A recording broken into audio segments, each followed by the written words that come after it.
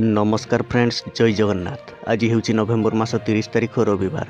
आज केते गुड़े गुरुत्वपूर्ण खबर को नहीं मुझे सुशांत आपण स्वागत करुच्ची एनएच न्यूज ओडिया चैनल को।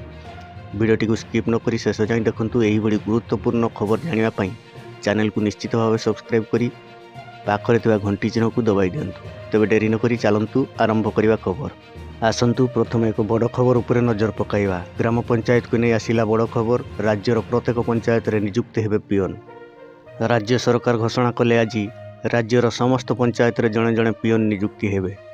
पंचायत पिओन भाव सृष्टि हेब नूतन पदवी। पंचायत पिओन दरमा रहिबो 13,160 टंका। पूर्वर पंचायत गुड़िक निज स्तर में रखुले पिओन एवं पंचायत फंडरू तांकू दरमा व पारिश्रमिक दि जाउथला। वर्तमान समय राज्य सरकार बड़ घोषणा करिसेंती जे प्रत्येक पंचायत पिओन नियुक्ति करा जिवो। पिओन रो दरमा रहिबो 13,160 टंका। प्रत्येक पंचायत रे नियुक्ति पाई पदवी सृष्टि हेबो।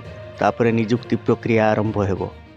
पदवी सृष्टि हेला परे नियुक्ति प्रक्रिया आरंभ हेबो। एथिपाई नूतन गाइडलाइन आसीबो और अन्यान्य योग्यता पाई स्वतंत्र गाइडलाइन आसीबो। तापरे आवेदन और नियुक्ति प्रक्रिया आरंभ हेबो।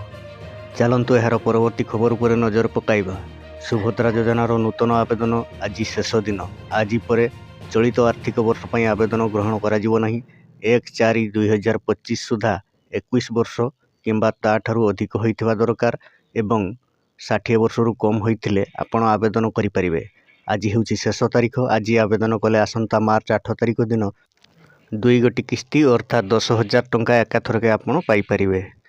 तो दर्शक बंधु, ये थिला आजिर अपडेट। वीडियोटी जदि भल लागि थाए तेबे निश्चित भाव गोटे लाइक कर दियंतु। आउ जदि आपण आम चैनल को प्रथम करि आछंती एही भली नुआ नुआ अपडेट पाइबा पई चैनल टी को सब्सक्राइब करि नियंतु।